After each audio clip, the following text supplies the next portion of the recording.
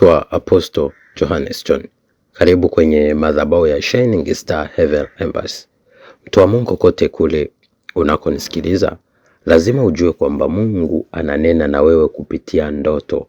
Ndio maana ukisoma kitabu cha Ayubu 33:14, 15 na 16, Mungu anakuambia kwamba hunena na wewe kupitia ndoto, kupitia maono na kupitia usingizi unapojilaza kitandani. Ndipo uyafunua masikio yako na kutia mafundisho yako.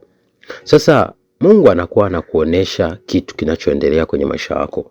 Sasa leo nina ndoto hizi kuu 6 ambazo watu wameziota, na nataka nikupe tafsiri yake kwa kila mtu aliyetuma ndoto yake.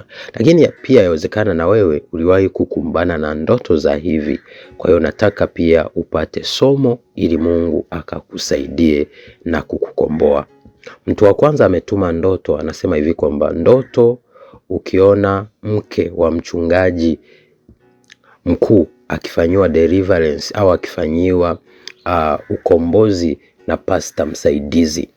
Hii ina maana gani? Ukiona mke wa mchungaji au mchungaji, hao huwa ni watumishi wa Mungu, ni wapakwa mafuta, na pastor msaidizi lakini pia na yeye ni mpakwa mafuta. Ukiona pastor msaidizi anamfanyia deliverance mke wa pastor mkuu, ina maana yule pastor msaidizi pia ana mafuta ya kuweza kuwa mtu mkuu, ina maana Mungu amembariki. Lakini pia ukiona pastor yule mkuu anafurahi na anasema kwamba mke wangu huyu at least umenisaidia, alikuwa ananitesa, ina maana kuna nguvu za giza zilikuwa zimefunga maisha ya familia ya wale watumishi wa Mungu. Kwa hiyo hapo inaonyesha kwamba Mungu ameikomboa ile familia. Lakini pia na wewe unayeona hayo maono au hiyo ndoto hiyo, ina maana Mungu yuko upande wako, anakuonesha kwamba na wewe kuna namna umeguswa kwenye maisha, ulikuwa sehemu ambayo haifai. Kwa hiyo Mungu amekufanyia ukombozi. Unaweza uone kama mwingine anafanyiwa, lakini na wewe jua moja kwa moja umeshiriki zile baraka na Mungu amekuhusisha. Kwa sababu ni nini? Kwa nini? Hii inaweza ionyeshe kwamba watumishi wale, ya maana pale unaposalia pako sawa, lakini pia yule mtumishi msaidizi anaweza akusaidie kwenye changamoto yako ambayo unakuwa unapitia. Kwa hiyo Mungu anakuonesha nguvu ya Mungu inayotembea na jinsi na wewe utakavyoweza kuokolewa. Lakini wa pili aliota hivi kwamba ndoto ukiota jirani yako ni mgonjwa, ina maana gani? Ndoto ya jirani mgonjwa ina maana inaweza ionyeshe kwamba yule jirani yako kweli anapitia hali ngumu ya kimaisha, labda ni kwenye biashara, kwenye kazi, kwenye huduma au kwenye afya, ina maana ni mgonjwa. Lakini pia Mungu anakuonesha kwamba kuna watu wapo upande wako au wapo karibu yako, lakini si watu sahihi. Kwa sababu kitu kigonjwa ina maana kwenye fikra kiko sawa, kwenye mawazo hakiko sawa, kwenye mwili hakiko sawa, ina maana ni kitu ambacho hakiwezi kaleta matokeo. Hapo Mungu anakuonya watu wa karibu au kitu unachokifanya au kazi unayoifanya kwamba inaweza isilete matokeo, au kama kitu unachokifanya uongeze ubunifu, uongeze utundu, ufanye kitu kwa weledi ili usije ukapata hasara, ukakosa mwelekeo, lakini pia ukapoteza hata maisha. Kwa sababu ugonjwa huwa ni ishara ya kifo, ishara ya kupoteza, ishara ya hasara, ishara ya umaskini, ishara ya kukata tamaa kwenye maisha. Lakini watatu aliota hivi kwamba ndoto akiongea na watu waliokufa, ina maana gani? Unapoota unaongea na watu waliokufa, maandiko anasema kwamba kuna uhusiano gani kati ya nuru na giza? Kuna uhusiano gani kati ya watu wanaoamini na wasioamini? Kwa hiyo hapo Mungu anataka akuonye na kukuambia kwamba kuna watu uko nao kwenye maisha, lakini watakupeleka pabaya. Ndio maana unapoota unaongea na watu waliokufa, so muda mambo yako yanaanza kuharibika, kwa sababu nuru ya maisha yako kwenye ulimwengu wa mwili unakuwa umechukuliwa. Sasa unaleta roho ya giza, kwa sababu kama unao uwezo wa kuongea na roho au mtu aliyokufa, kwa shetani amechukua nafsi yako hai, amekupa nafsi ya mauti, amekutolea mwanga wa maisha yako, ameweka giza, ametoa nuru ya maisha yako, ameweka giza. Ndio maana unaweza ushangae kwamba ulipoanza kuota maiti mambo yako yakaanza kuharibika. Ni kwa sababu gani? Kama umeweza kuona maiti na kuongea na maiti, na Mungu amesema kwenye maandiko kwamba kuna uhusiano gani kati ya nuru na giza, na maana hapo anataka kuonye na kukuambia kwamba kuna nuru ya maisha yako au nafsi yako hai imechukuliwa na giza. Kwa hiyo umeshaingia kwenye ulimwengu wa giza na kuweza kuwasiliana. Na kumbuka, shetani yeye alikuja kuchinja, kuiba na kuharibu. Ndio maana unashangaa unapoanza kujiconnect na madhabahu ya kishetani, basi hapo shetani anachukua fursa ya kuanza kuharibu maisha yako. Wanakuwa wanafanya hivyo ili waharibu maisha yako. Lakini mwingine akaota kwamba mtumishi, nimeota mvua kubwa inanyesha kidogo na kumwaga samaki wengi. Hii ina maana gani? Inamaanisha kwamba mvua kubwa huwa ni baraka. Nikiwa na maana gani? Hii inaonyesha kwamba baraka za Mungu zitakuletea utajiri na mafanikio. Nikiwa na maana gani? Hii inaonyesha kwamba mvua kunyesha kubwa lakini kidogo, ina maana unaweza ufanye kazi ndogo lakini ilete matokeo makubwa. Hicho kitu lazima ukijue. Yaani kazi kidogo lakini matokeo makubwa. Au kile kitu unachokifanya unaweza ukione ni cha kawaida, lakini Mungu amekibarikia kuleta matokeo. Au ni plan, au ni malengo. Kwa hiyo tafakari juu ya maisha yako, tafakari nini unataka kufanya, tafakari ni jambo gani unalolifanya ambalo unaweza litengeneze furaha kubwa au baraka kubwa na mafanikio makubwa. Kwa sababu samaki ni ishara ya utajiri, mafanikio, kustawi, kupata matokeo. Lakini mvua kubwa huwa ni ishara ya baraka, neema na ukuu wa Mungu. Ndio maana maandiko yanasema kwamba nitawanyeshea mvua ya baraka. Lakini 5 ni ukiota mwajiri wako anakupa mtoto mchanga kupitia dirishani. Kuna mwingine ametuma hiyo ndoto kwamba ameota mwajiri wake anampa mtoto mchanga kupitia dirishani.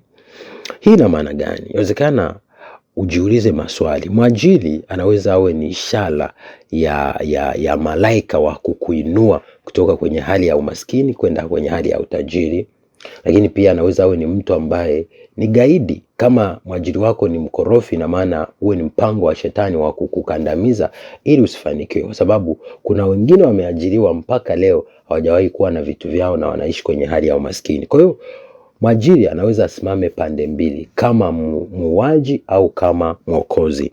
Sasa kukupa mtoto mchanga huwa ni baraka, lakini amepitia dirishani. Kwa nini apitishwe dirishani? Kwa hiyo muda mwingine lazima uchunguze, kwa sababu tunaangalia scenario la ndoto. Kwa nini apitishwe dirishani na mtoto mchanga? Kwa nini asingepitishwa mlangoni? Kwa nini asingekuletea sebuleni au sehemu ambayo iko wazi? Kwa nini apitishwe dirishani? Kwa hiyo ina maana kuna malango yako yanapokea vitu visivyo sahihi. Kwa hiyo hapo mtoto mchanga anaweza atumiwe na mwajiri kama njia ya kutaka kuharibu, kukufanya wewe utumike maisha yako yote. Kwa hiyo kile kinaweza kiwe ni kikwazo. Muda mwingine unaweza uone ni mtoto, lakini kumbe ni mzigo wa ajabu wa giza unaolenga kukufunga, kukuumiza, kukuharibu na kukupotezea mwelekeo. Kwa hiyo lazima uchunguze kwa nini apitishwe mtoto dirishani, asipitishwe mlangoni. Ni ajenda gani ya siri inafanyika ambayo hataki mimi nijue, hataki mimi nione? Ina maana hapo yawezekana Mungu anakuonesha kwamba wewe na mtu ambaye umeajiriwa naye yawezekana si mtu sahihi. Anatumia hiyo chansi kukupa vitu au kufanya vitu ambavyo vitakuja kudhuru maisha yako.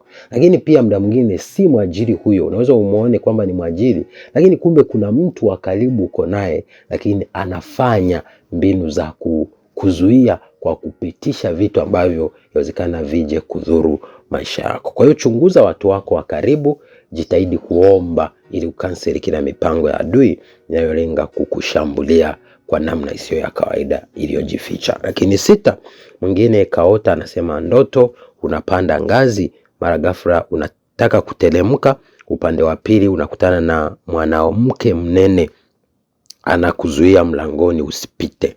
Hii ina maana gani? Kupanda ngazi ni ishara ya kupanda thamani, kupanda viwango, kupata matokeo, kuinuka. Lakini kutaka kutelemkea upande wa pili ina maana unapokuwa na safari lazima safari yako ifike hatima unapopanda. Lakini kushuka upande wa pili kwa namna nyingine inaweza iwe ni ishara mbaya ya kuporomoka, kupoteza. Lakini kama kuna kizuizi, ina maana kumbe yawezekana ulikuwa unateremkia kufika hatima ile ya maisha yako, kupata yale matokeo. Kwa ikitokea mtu yuko njiani anakuzuia, ina maana kuna adui yuko katikati, hataki ufikie hatima ya maisha yako. Kuna vizuizi, kuna vikwazo, yawezekana labda ni uchawi, yawezekana ni mshirikina, yawezekana ni adui, yawezekana ni mtu wako wa karibu ambaye anakuwa hataki upige hatua ufike mbali kwenye maisha. Kwa hiyo chunguza ni watu gani, ni marafiki gani, au ni watu gani wa karibu, au maadui gani uko nao ambao kila unakokwenda wanakuzuia. Anaweza awe ni bosi wako kazini, anaweza awe ni mwanasiasa fulani, anaweza awe ni mtu fulani ambaye yuko na position anayetaka usifike ile hatima. Kwa chunguza ili ukanseli kila mipango yote ya adui inayolenga kukuharibu na kukuzuia usifike mbali na kuwa nyota na kuwa mtu mkuu hapa duniani. Kwa ndoto hizi 6 ni ndoto ambazo kuna watu wametuma na tumezipa tafsiri zake, na wewe yawezekana unayenisikiliza uliwahi kukumbana na ndoto sampuli kama hiyo. Basi usiache kuchukua hatua ya kimani, kuomba rehema kwa Mungu, lakini kumwambia Mungu na kuhitaji unisaidie. Baada ya hapo mshukuru, mwambie hakika wewe ndo kila kitu. Kwa hiyo omba msaada wa Mungu, kwa sababu yeye ndo amekuonesha, pia yeye ndo anaweza kukuokoa. Kwa sababu nia na madhumuni ya ndoto Mungu anakuonesha ili akuokoe, sio akuangamize. Kokote kule uliko, usiache kutuma ndoto yako, tutaitafsiri na tutakusaidia kukupa maana yake kwa jina la Yesu Kristo na kwa msaada wa Roho Mtakatifu, ili Mungu akafanya mambo makubwa kwenye maisha yako. Naitwa Apostle Johannes John. Nawapenda sana. God bless you. Be a shining star in Jesus' mighty name. Amen. Shalom.